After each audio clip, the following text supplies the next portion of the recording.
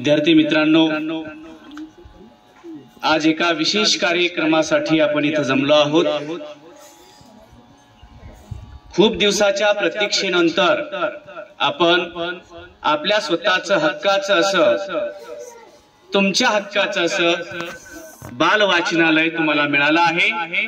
आणि हे वाचनालय ज्या व्यक्तिमत्वाच्या हस्ते उद्घाटन झालं असे सन्माननीय प्रल्हादजी कानेकर सर, आजच्या या कार्यक्रमाचे अध्यक्ष डी.के. कुलकर्णी सर, सोबतच मंचावर उपस्थित असलेले सर्व मान्यवर, या सर्वांच्या उपस्थितीमध्ये अतिशय थाटात बाल वाचनालयाचं उद्घाटन झालं। विद्यार्थी मित्रांनो, ग्रंथांची महिमा, ग्रंथांची किंमत ही आपण पुढील काही कालावधीमध्ये या ठिकाणी विशद करणार आहोत।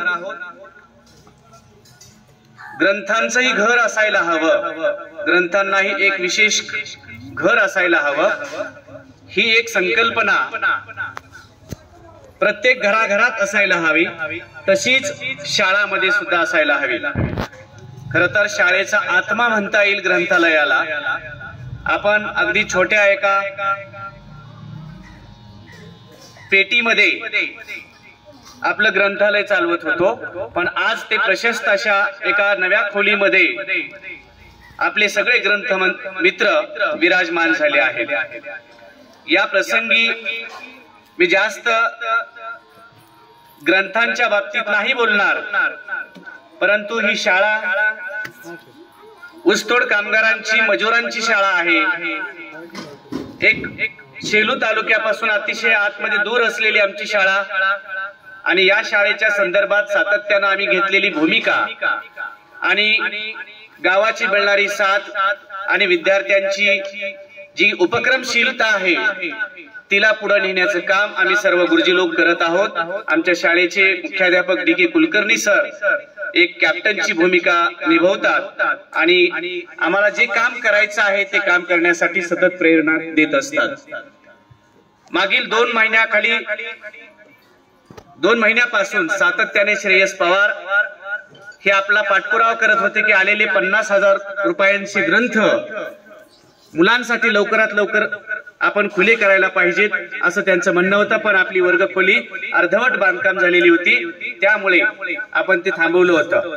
श्रेयस पवार सर एक गोरगरिबांच्या मुलांसाठी एक विशिष्ट थीम घेऊन काम करतात आणि त्या थीम अंतर्गत आपल्या पारडीच्या शाळेला त्यांच्या मार्फत आपल्याला हे ग्रंथ मिळालेले आहेत। यापूर्वी सुद्धा भारत सातपुते यांच्या तर्फे सुद्धा आपल्याला ग्रंथ मिळालेले आहेत। मागील बऱ्याच वर्षापासून सातत्यानं आपल्या शाळेमध्ये ग्रंथांची सातत्याने आवक सुरू आहे। या ठिकाणी विशेष नाव घेणं माझं कर्तव्य समजतो। गजानन थत्ते, विले पार्ले, मुंबई हे एक आम्हाला झराच लागल्यासारखा माणूस आहे, ज्या माणसाने सातत्याने आम्हाला वेगवेगळे जे आम्हाला उपलब्ध होत नाहीत अशी पुस्तकं आम्हाला दिलेली आहेत, त्यांचंही या ठिकाणी मी ऋण व्यक्त करतो। या ग्रंथांसोबतच इतरही काही पायाभूत सुविधा शाळेसाठी आवश्यक असतात, त्या सर्व पूर्ण करण्याचा आमचा प्रयत्न आहे। परंतु बऱ्याच काही गोष्टी अडचणीच्या असतात काकाजी।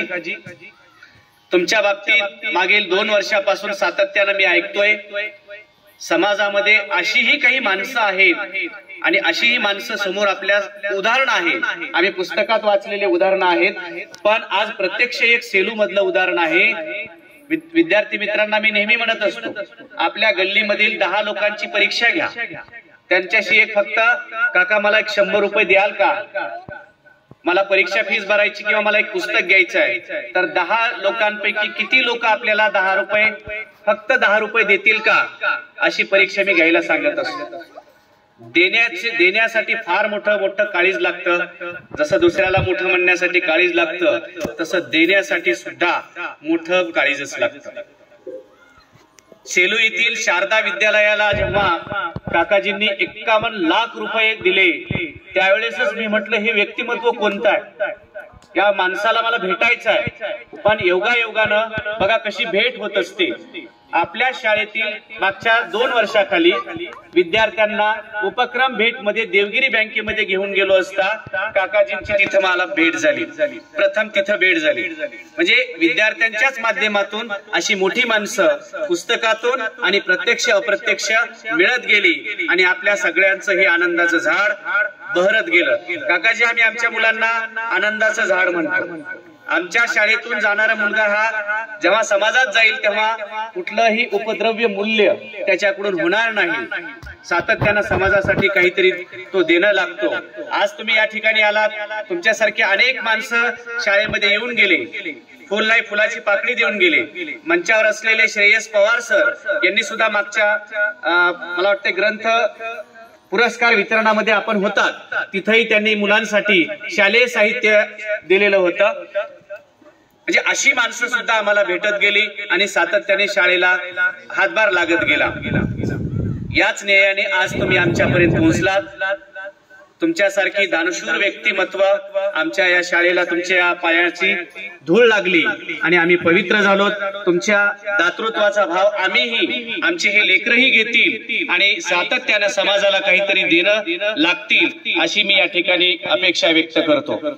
आमच्याही शाळेसाठी काही महत्वाच्या गोष्टी लागणार आहेत. सन्माननीय डी के कुलकर्णी सर या संदर्भात आपल्याशी बोललेलेच आहेत, हितगुज साधलेलंच आहे. तरी पण माझ्या दृष्टिकोनातून मुलांसाठी काम करत असताना आमच्या सहकार्याच्या दृष्टिकोनातून आम्हाला जे काही लागणार आहे फक्त मी या ठिकाणी निषेध करतोय. तुम्ही सर्वच द्यावा अशी अपेक्षा नाही, पण जोपर्यंत आम्ही रडणार नाही तोपर्यंत तुम्ही देणार नाही.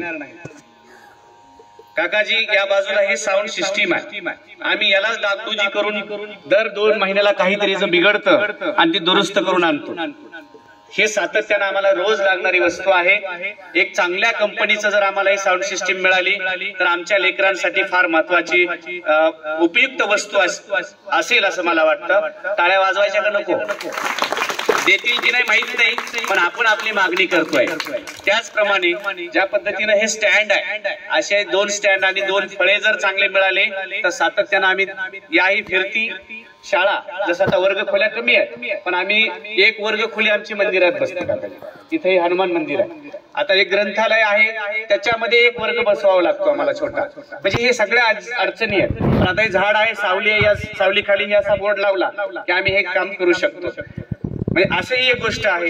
एक चांगलं पुस्तकाचं स्टँड आहे, आम्ही नित्यनेमाने तिथं ग्रंथ लावून ठेवतो. असं एक स्टँड आणखी एक मिळालं तर आणखी आम्हाला त्याचा फायदा होईल. आणि खरं तर रूम चांगल्या असत्या तर आम्ही ह्या छोट्या छोट्या मागणी केल्या नसत्या. सरांनी प्रमुख मागणी मांडलेली आहे, ती प्राधान्यक्रमाने प्रमुख असावी. हे नंतरच्या मागण्या आहेत. खरं तर आम्हाला आमच्या शाळेतील मुलांना डिजिटल बोर्डची मी मागणी करणार होतो. एवढ्या मोठ्या माणसाला अगदी छोट्या छोट्या वस्तू मागण्यापेक्षा मी डिजिटल बोर्डची मागणी करणार होतो. असो, जेव्हा कधी रूम मोठ्या होतील, प्रशस्त होतील, त्या ठिकाणी तुमच्यासारखी कुणी ना कुणी भेटत राहतील आणि या लेकरांसाठी आधुनिक तंत्रज्ञान असलेलं डिजिटल बोर्ड सुद्धा उपलब्ध करून देण्याचं काम आम्ही पुढच्या काळामध्ये करू घेऊ अशी या ठिकाणी ग्वाही देतो. आणि सर्व विद्यार्थ्यांच्या या उपस्थितीमध्ये मुलांनो, मोबाईल जसा फोटो काढतो तसा आपले डोळे सुद्धा फोटो काढतात. समोर बसलेली माणसं बघा, मी 3 दिवस झालं एक गोष्ट बोलतोय काकाजी, बोलूनच टाकतो, मनात होती. काल पंडित सर वगैरे आम्ही सगळे तुमच्या घरी आलो. परवाच्या दिवशी मी जेव्हा तुमच्या घरी गेलो त्यावेळेस तुमचा साधेपणा, आजही तो साधेपणा आहे. मुलांना लक्षात घ्या, हे मध्ये बसलेले कानेकर जे आहेत, प्रल्हाद कानेकर सर, या व्यक्तींनी 51 लाख रुपये देऊन शारदा विद्यालय उभा केला आपल्यासारख्या गरीब विद्यार्थ्यांसाठी. म्हणजे या काळामध्ये ही दातृत्वाची भावना फक्त भावना असून चालत नाही. मुलांनो, सातत्यानं त्याला कृती लागती. नुसतं बोलून चालत नाही तर कृतीही लागते. आणि सातत्यानं ते मला त्या शाळेचे प्रत्येक उपक्रम पाठवतात की आज ह्या शाळेत गेलो, दुसऱ्या शाळेत हे दिलं, आमच्या शारदा विद्यालयात काय केलं, हे सातत्यानं पाठवत राहतात. म्हणून तुम्ही आणि मी, आपण सगळेजण या महान व्यक्तीचे साक्षीदार आहोत असं मला या ठिकाणी वाटतं. या ठिकाणी मी थांबतो. येणाऱ्या काळात पुढील 2-3 विद्यार्थिनी ग्रंथांच्या बाबतीत बोलतील आणि नंतर आजच्या उद्घाटनाचे प्रमुख वक्ते सुद्धा आपल्याला या अनुषंगाने बोलतील अशी अपेक्षा व्यक्त करतो आणि या ठिकाणी थांबतो. धन्यवाद.